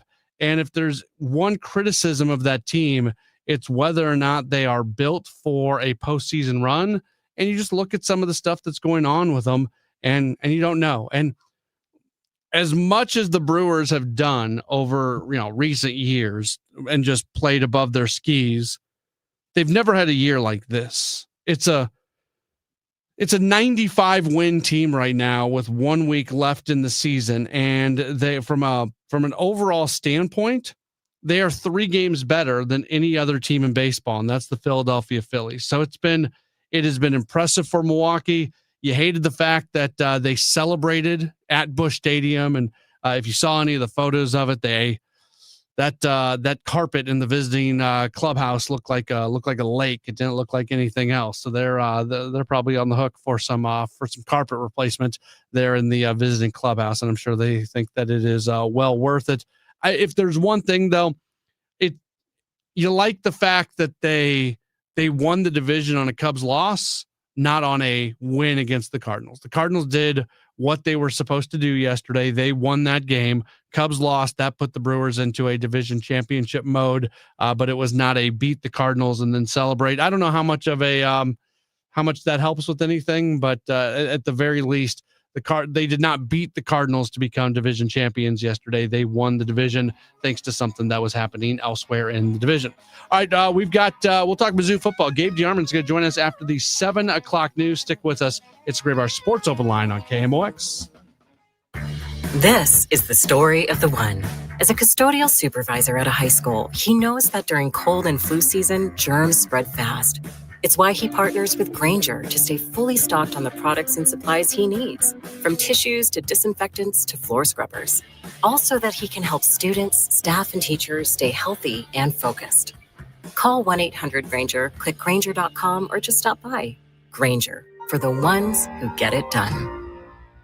Be part of the moment as the St. Louis Symphony Orchestra returns home to Powell Hall at the Jack C. Taylor Music Center. Conducted by music director Stefan Denev, opening weekend Fanfare for Powell Hall opens a monumental season with a trio of fanfares featuring Grammy Award winner soprano Joyce DiDonato, composer-in-residence Kevin Putz, and Richard Strauss's Ein Heldenleben. September 26th, 27th, and 28th. Tickets at slso.org. You're still glowing, flirting, grooving. You still got it. But your immune system weakens as you age, making it harder to fight flu, pneumococcal pneumonia, RSV, and COVID-19. Vaccines are a key part of any health routine and help strengthen your immune response. Ask your doctor or pharmacist which vaccines you need. Schedule in minutes at vaxassist.com. Sponsored by Pfizer.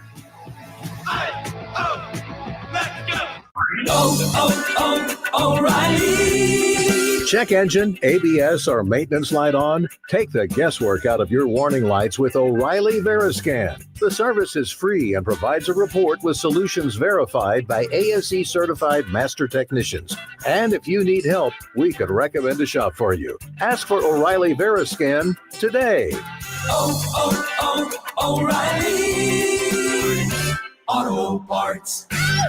This is Todd Krentz with Krentz Financial Group. For over 6 decades, we've helped St. Louis families and businesses plan with purpose and live with confidence. We work closely with professionals in healthcare, from doctors and nurses to medical sales in biotech and pharma. Our team helps you navigate complex financial decisions like retirement plans, disability insurance, consolidating old 401ks, and understanding stock options or RSUs. We make the process clear so you can focus on what you do best. Your goals, our mission. Start today at kfgadvisors.com. Securities offered through Raymond James Financial Services. Member FINRA/SIPC. Rich Financial Group is our broker-dealer. Hey, it's Matt Pauley for i3 Broadband, the internet provider in the Pauley household. I think you'd love it if you had them as well. We've got the 2 gig package at our home, 2 gig upload, 2 gig download, mirrored, and we're spending less money than we did with the cable company for lesser service. Plus, right now, they've got savings over $400 beyond their already low standard pricing. You got questions? They've got answers. Call 877-976-0711, and they've got people there who can answer all your questions, or head to their website, i3broadband.com. News, talk, cards. KMOX AM St. Louis, KMOX FM Hazelwood. Always live on the free Odyssey app. This is CBS News on the Hour, sponsored by O'Reilly Auto Parts.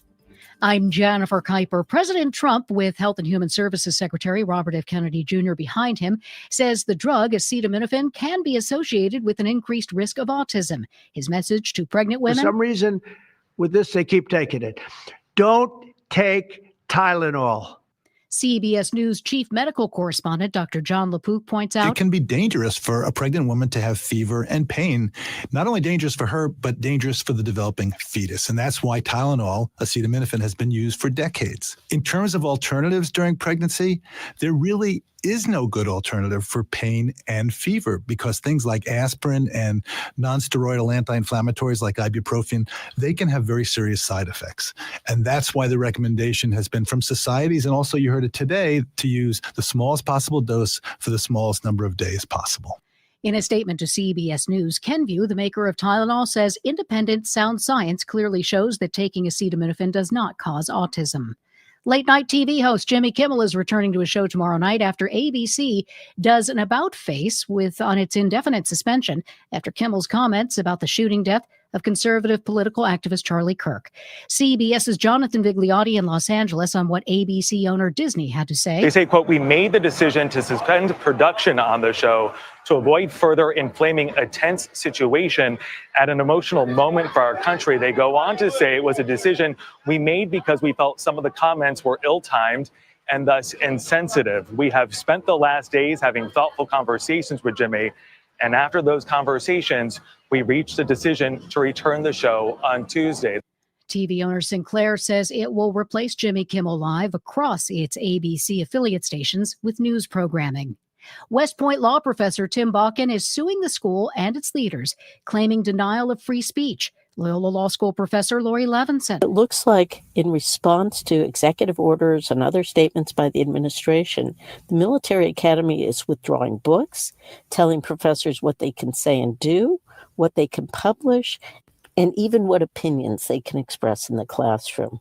The mother of the man killed in a shooting at a country club in Nashua, New Hampshire Saturday night says her 59-year-old son stood up to protect his family from the alleged shooter. 23-year-old former employee Hunter Nadeau is charged with 1 count of second-degree murder. CBS News Boston's Paul Burton. What is not clear at this time is the motive. Right now, we don't know why he did this. He is being held without bail. He is due back in court on October 1st for a probable cause hearing. This is CBS News. Think O'Reilly Auto Parts for all your car care needs. Get the parts and service you need fast from the professional parts people at O'Reilly Auto Parts.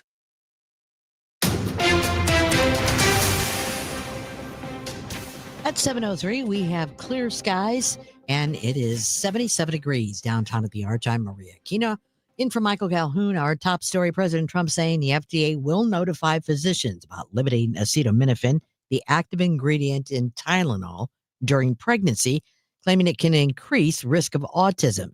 KMOX Health Editor Fred Bottomer. There may be an association between acetaminophen and increased risk of autism, but still no clear proof, says WashU medicine autism researcher Dr. Greg Sejas. And what that shows so far is a mixed bag. I would say when we use the term proven, I think we want that to be something that's pretty clear cut. And I would say At this point, we don't have a proven link between those two. In a statement to CBS News, Kenvue, the maker of Tylenol, says acetaminophen is the safest pain reliever option for pregnant women. And without it, women face dangerous choices, suffer through conditions like fever that are potentially harmful to both mom and baby, or use riskier alternatives. Fred Bottomer, KMOX News. Attorneys representing Sheriff Alfred Montgomery say they do not have the staff to adequately protect the courthouses and transport detainees in need of emergency medical care. The sheriff's going to have to constantly be pulling people out of security duty.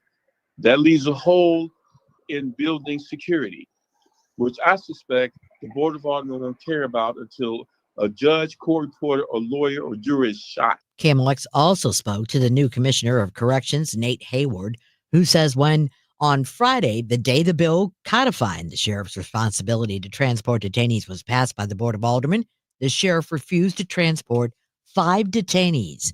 He adds this resulted in less recreational time for detainees, increasing tensions inside the city justice center. That's the time that they have to mingle with other residents. This is also the time that they get out, to watch TV. So it is a security risk because it put a lot of strain on other officers that's here at the jail. Hayward says they also had to call in off-duty correction officers to work overtime and watch the detainees at the hospital through the weekend. Now, the CJC says since January, there have been 100 instances where the sheriff has refused to transport a detainee in need of care. Today, Mayor Kara Spencer signed the bill into law, and Sheriff Montgomery's legal team quickly filed a lawsuit seeking to block it. Well, the majority of parents say they are very wary of their children using AI chatbots. A survey by online privacy firm All About Cookies found that the average age parents thought kids were mature enough to use AI chatbots is 16. The same level of responsibility they need to drive a car is kind of what parents are telling us they think they need to use a chatbot. But the company's Josh Colbert says many don't like the idea at all. Almost a quarter of the parents who responded said that they think a kid should never, ever, ever use one of these chatbots. Megan Lynch, KMOX News. Missouri has already handed out $26 million in taxpayer funding this state budget year to cover private school tuition for more than 6,300 K through 12 students. St. Louis attorney Loretta Haggard, who represents the Missouri National Education, says the public school teacher union is still suing the state. She says instead of the Missouri Scholars Program previously working off donations, Missouri is sending $51 million in public funding this year directly to the program, a move she says is unconstitutional. Haggard tells Missouri Net the NEA was wary of the program from the beginning. While the program does give priorities to students on free and reduced lunch and in unaccredited or provisionally accredited districts or students with disabilities, the vast majority of students who are taking advantage of it do not fall within those priorities. The state wants the case dismissed and contends that the Missouri legislature followed the law in the way in which it funneled money to the program. At 7:07, Dave Murray has our forecast. We have been squeezing out a fair amount of dry time on this Monday. Let's call it partly cloudy this evening and overnight. There's still a chance of a couple of spot showers, but most of the time is going to be rain-free. 66 for the low, but we're still in the unsettled weather pattern. Tuesday, partly to mostly cloudy skies. Some scattered showers and thunderstorms around. Pretty close to 80 for the high. Tuesday night, scattered showers and thunderstorms, 68. Wednesday, mostly cloudy. Again, some scattered showers and thunderstorms around on Wednesday, 77 degrees. That continues Wednesday night. Things start to ease a little bit on Thursday. I'm going to keep the chance of a couple of showers Thursday, partly sunny skies, 75 degrees. Then the weather will finally dry out and go quiet Friday, Saturday, and Sunday. I'm meteorologist Dave Murray on 104.1 FM. KMOX. 75 in St. Peter's, 77 in Florissant, and downtown at the Arch. Right now we have clear skies and 77 degrees. I'm Maria Aquina, KMOX News. Welcome back to the Gray Bar Sports Open Line. Once again, Matt Pauley on KMOX. It's Great Bar Sports Open Line right here on KMOX. Eventful last few days for Missouri football. They got a good win against South Carolina. They find out their SEC rivalry opponents for the next handful of years. A lot of weekly honors coming to the Tigers today. Talk about all that and more. Very happy to welcome on to the program. You read him at powermizzou.com. He is Gabe DeArmond. Gabe, thanks for taking some time with us today. How are you? Not bad. What's going on? Not much. So let's jump in. I guess we'll go kind of backwards all the way in, but we'll start with the news of today with Mizzou having their 3 annual opponents set in the SEC for the next 4 years. It's Arkansas, it's Oklahoma, and it's Texas A&M. What was your initial thoughts to those being the schools that Missouri will see every year for the next handful of years? Yeah, 2 of those were sure things. We knew Arkansas and Oklahoma would happen. A&M was a little bit of a surprise. I kind of thought maybe South Carolina, but I think it probably, and I don't know if we'll get an answer to this or not, was a little bit of a competitive balance thing, trying to even out schedules. And there's no perfect way to do it. I know A&M doesn't seem super thrilled that Missouri's the third. I'm not sure Missouri fans are all that happy that A&M's the third, but that's the way it goes. You'll go play who you play and move along. Is part of it that you squint and it's 2 teams that used to be in the Big 12, so you can at least rationalize it out that way? Well, that's kind of my thing, is it's them and Oklahoma and A&M, and it's like, were we just doing the Big 12 thing here? Like, I thought the point of the SEC was to do some different stuff and, maybe get like, there's Oklahoma Ole Miss. That's kind of cool. Maybe get like a Missouri, South Carolina, or an A&M, I think A&M maybe wanted Arkansas, but just change them up a little bit so you weren't going quite the geographic old conferences. But again, it's hard to do. Not everybody was ever going to be happy. There are some games they really wanted to protect. And the other thing is you're playing everybody over a 4-year period twice anyway. So you get to see all those teams. It's really only 2 extra games. All right, so let's get into the game a little bit. They find a way to beat South Carolina. The rushing difference between the two, Missouri 285 rushing yards, South Carolina -9. So Missouri is plus 294 in rushing in the game compared to their opponent. I don't know if I've seen that. That's got to be one of the, in terms of SEC games, you just don't see that very often. How good was Missouri, especially from a rushing standpoint against South Carolina? Yeah, the funny thing is and that is more pronounced than usual, but I mean, that's been the biggest difference in this series. Missouri's won 6 out of 7, and in those 7 games, they've outrushed South Carolina by an average of 191 to 55. South Carolina's, I think, only topped 100 yards once or twice in those 7 years. Missouri's topped 200 or 194 times. So they've run the ball really well against them. Look, Ahmad Hardy is everything that was advertised. Jamal Roberts, I think, is probably better than most of us expected. I think the team expected him to be really good. I'm not sure I expect him to be as good as he has been. And then you add Bo Perbula in there and what he can do with his speed. He had 70-some odd yards on Saturday night. I mean, they've got a pretty potent running game. Going into the game, it felt like the Missouri fans that were worried about this game were worried about it because of the line play against South Carolina, and then those worries got that much more accentuated when we learned that Caden Green wasn't going to be a play. As you watch this game, what did you think about what Missouri did? Obviously, the rushing yards speak for themselves, but how did Missouri, from a lineman standpoint, offensive line and defensive line for that matter, stack up against South Carolina? Yeah, they controlled the line of scrimmage, no question, on both sides. I mean, they had 5 sacks. They were all over Lenora Sellers. Bo Perbula only got sacked once. So Missouri controlled that part of the game. I think, honestly, the only reason there was to be really nervous about that game was, hey, what if Lenora Sellers suddenly plays like he did last year? And this is a weird series and strange things have happened. And strange things happened, no question, because Missouri dominated the game and they were down with 10 minutes left. Bo Perbula, the final line isn't anything impressive. 16 of 27, 171 yards, 1 touchdown, 1 interception.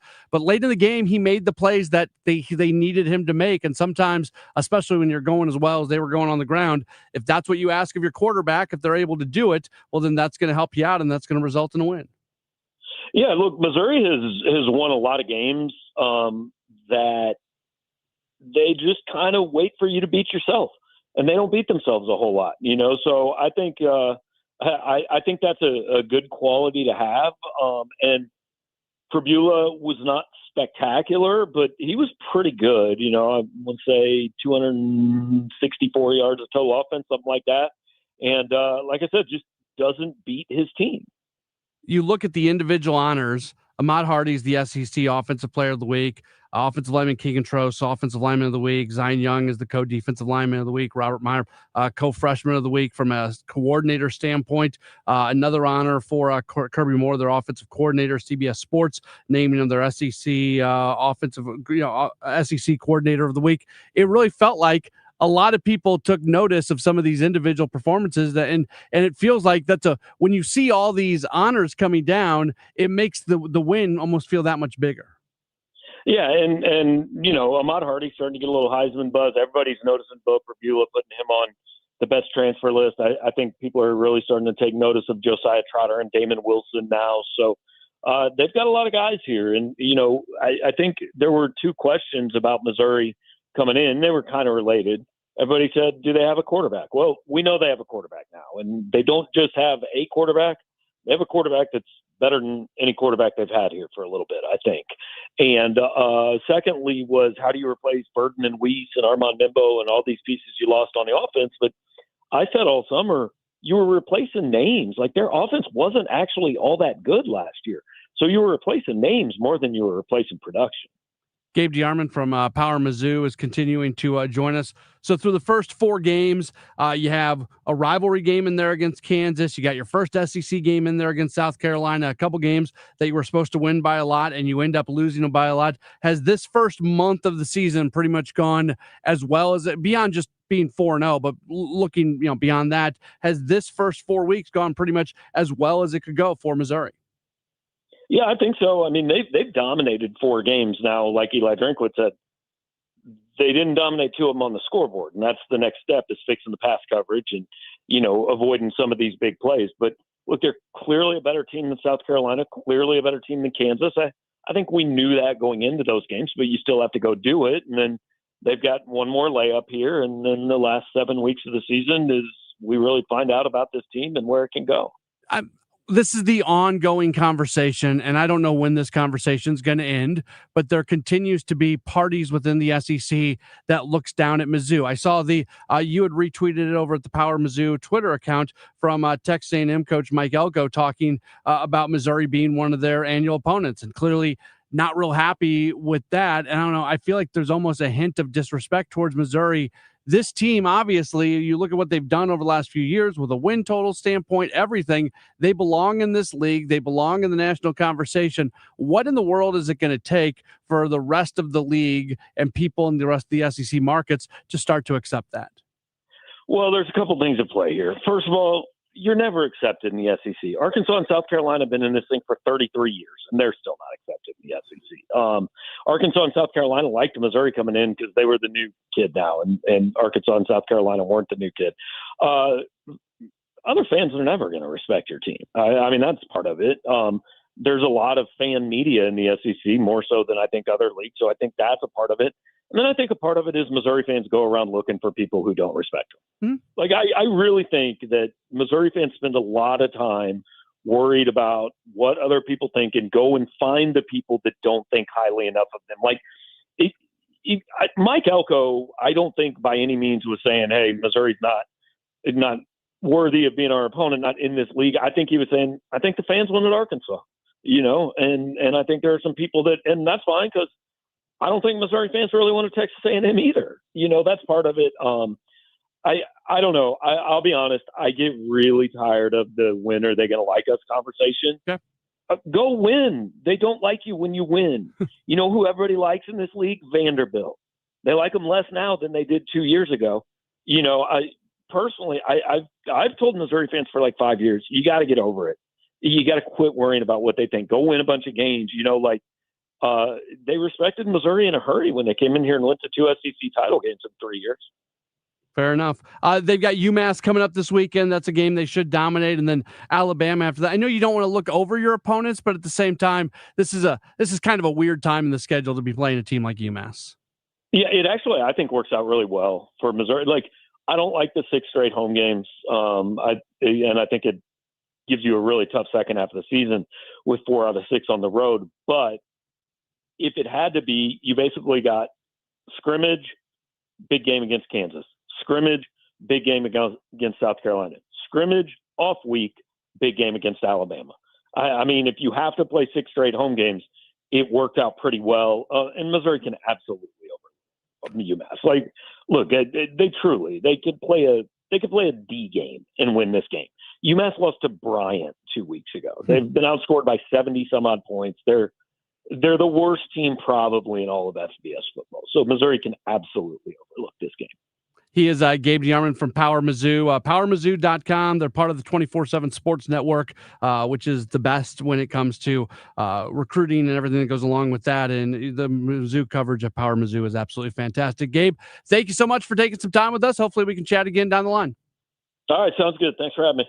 That's Gabe DeArmond from Power Mizzou and powermizzou.com. We appreciate him taking a little bit of time with us. We'll take a break. Again, we are y'all set for Cardinals baseball tonight as our coverage is going to begin later on this hour from the Cardinals Radio Network. Cardinals beginning the final week of the regular season, starting with a 3-game series in San Francisco against the Giants. We'll take a break. Have more in just a moment. This is the Gray Bar Sports Open Line on KMOX.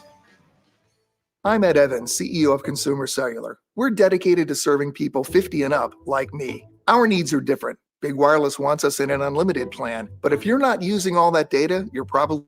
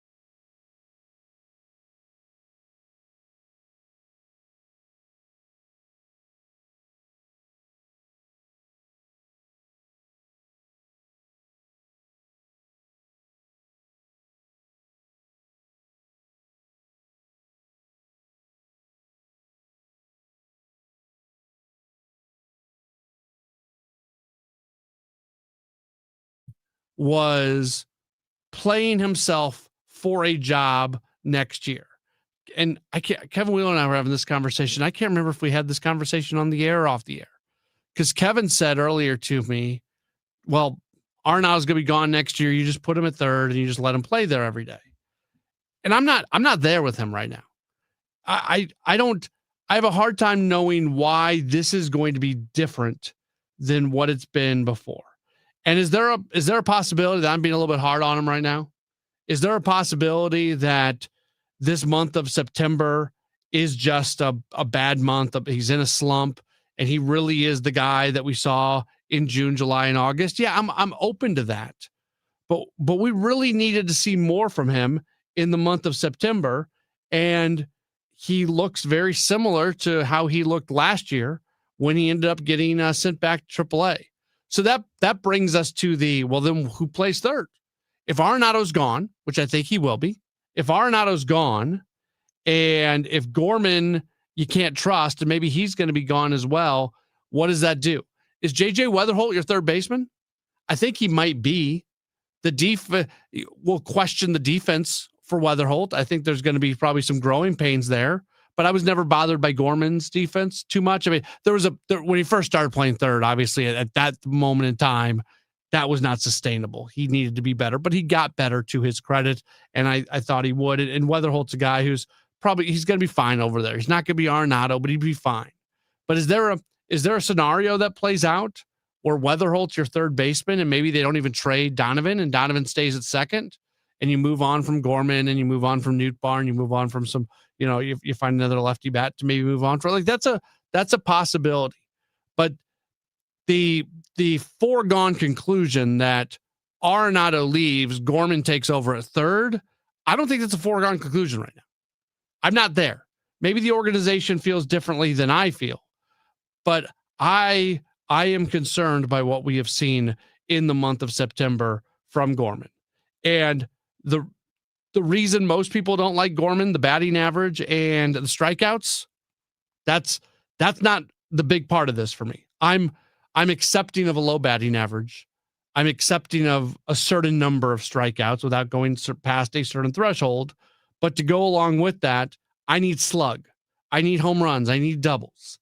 And that is essentially non-existent from Gorman right now.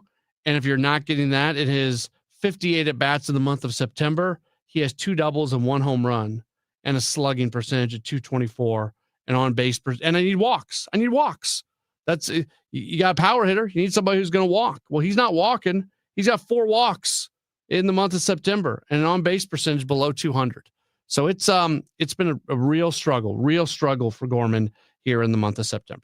One more break. We'll come back and we're going to wrap up the program and then get into coverage of Cardinals baseball. Cardinals Giants tonight. More in a moment. It's the Gray Bar Sports Open Line on KMOX.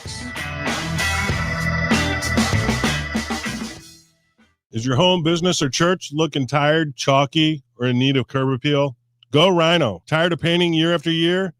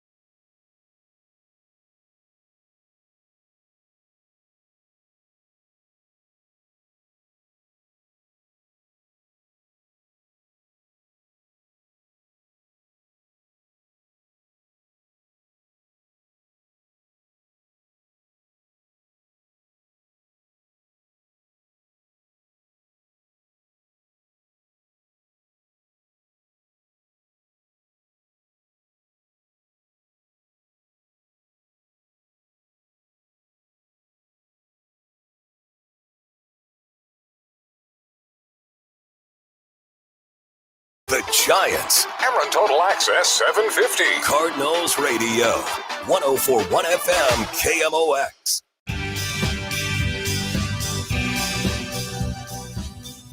Back at it on the Gray Bar Sports Open Line right here on KMOX. Have you on this program for a little bit less than 10 more minutes, and then we are going to be out of here, and we'll get to Cardinals baseball as our coverage tonight begins at 7:50. Cardinals and Giants coming up tonight. 314-436-7900. 314-436-7900. That's a call. That's a text. You can tweet at me as well if you'd like, at Matt Pauley on air. For those of you who are watching the video stream of today's show, you can leave a comment on there and we can get into that. Got a text message from Robert that says, I agree with your feelings about Gorman. I've been really surprised at how poorly Gorman has hit in September. He is simply not being able to hit the baseball, period. He just cannot make contact. It's very disappointing. Too bad. You know, there have been players this season. I'm going to use, we have the runway is starting to end on our ability to use the word runway. I hope they do not run it back on a runway for next year. So there have been players who have benefited from the quote unquote runway season. Alec Burleson has benefited from the runway season. Matthew Liberatore has benefited from the runway season. Ivan Herrera, and really those guys, not so much Liberatore. Liberatore is probably the poster child for the positive impact of the runway season this year. Whether it's a runway year or not, Alec Burleson and Ivan Herrera were going to have a spot on the roster and they were going to have playing time and things like that. But they were put into a position where the environment that was there with not really adding to the roster created room for them to make sure that they had time. Although, like with Burleson, he really wasn't playing much at the beginning of the season. It took a little while for him to find something. So, okay. All that being said, I'm not saying the idea of the runway season has been a failure. There's in the relief pitching, we've seen a lot of guys get bigger opportunities, and it's been good for them. But who are we talking about? Who were the two individuals that we were talking about the runway season when the season got started? All through spring training, all at the beginning of the year, there were two players that we mentioned over and over and over ad nauseum. Just that's all. That was the single narrative that existed around St. Louis Cardinals baseball. It was Walker and Gorman. So where are we at right now in evaluating those two individuals? In the last segment, if you just joined us, I was talking about Gorman's September and how I've been really, really disappointed with what we've seen and what I would have described as the most important month of his career, coming off a really solid June, July, August.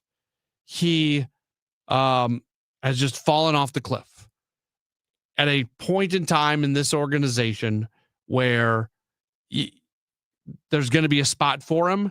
And now you don't know if you want to give that spot to him. So that's the first thing. And then Jordan Walker, there has been no player more disappointing this season than Jordan Walker. He has statistically been one of the worst players in all of baseball. He's got a sub 600 OPS. He's got a 582 OPS for the season. And I put this into perspective. We've still got a week and a half left in the month of September, a little bit more than a week of Walker's last 3 games. He's got 2 hit games. So he's got 4 hits in his last 3 games. He still in the month of September is a 186 hitter with a 495 OPS. So you have a tiny sample size that is the 15 games that he's played in September, and 2 of his last 3 games, he's put up really good numbers, 2 for 4 and 2 for 3. And the numbers in the month of September are still just absolutely terrible. And this followed a month of August, right, of 539 OPS, following a month of July wasn't terrible for him. July was okay. But the point of the matter is nothing can be guaranteed for Walker next season. And that's going to be, we're going to hear from Chaim Bloom at some point next week. There's going to be a press conference, or there is going to be press conferences. I don't know what the plan is for the Cardinals. I have no idea. I don't know if they're going to do a end of season thing on Monday and just immediately start looking forward to the next season with Heim. I don't know if we'll hear from Mo one more time and then hear from, I have no indication of what it is going to look like. So if they decide to do a couple things, we may hear from Heim later in the week. If they decide to do just one thing, I would think we'll hear from Heim earlier in the week. But one way or another, in the next 10 days or so, we are going to hear from Heim Bloom. And I would be very hopeful that inside of that press conference and inside of those conversations, and hopefully we get a chance to maybe talk with him on a one-on-one basis, we can start to understand what they are looking at for next year. Is they don't have the expectation of competing at the highest level next year. We know that. We also know that this thing that they're going through to get back to being a team that does compete at the highest level is going to be a multi-year thing. At the same time, as much as it feels like they're a gazillion miles away from being a legitimate World Series contender, they're a bounce here and a bounce there away from being a playoff club. They're right there. They're 4 games out. Could have they won 4 more games if they would have gotten rid of Fetty earlier and gone to McGreevy? Would have they won 4 more games if they wouldn't have sold off at the deadline? Would have they won 4 more games if they would have made some other tweaks as the season went along? Like, you don't have to squint very hard at all to see the 2025 Cardinals as a playoff club. But if they're a playoff club, barring something miraculous happening, which does happen sometimes, but hope can't be a strategy. Barring something miraculous happening, if they would have been a playoff club this year, they would have snuck in and probably had an early exit. That's probably what their ceiling was this year. Their ceiling, that was their ceiling. I have no problem stating the ceiling for the 2025 Cardinals was just sneaking into the postseason and not going on a playoff run. So they fell short of the ceiling, but they didn't fall that short of the ceiling. They're right there. You would think that they can kind of be in the exact same place next year if they want to be. Maybe they can add to the roster a little bit, but the goal isn't just to sneak into the postseason. The goal is to build this organization back to being a team that can win the World Series. And I know, look, there's a lot of people listening to my voice right now that are either actually yelling at the radio or in their head are yelling at the radio because they don't think this organization is actually on that path. That they don't think that 2-3 years down the line, they can actually be a team that's going to be competing at the highest level. I would push back on that. I've also said this before, my belief, and I have no inside information on this whatsoever. What Heim Bloom went through in Boston with a meddling owner and an owner that put him in a bad spot, I don't think he takes this job without getting certain assurances going into this season. And I think he's going to be able to do things for the most part the way he wants to do them. For me, that's part of the reason I think there's more confidence about moving on from Arenado, where the organization may have shuddered at the idea of eating some of Arenado's contract last year. I would say that it might be a little bit of a different situation this year.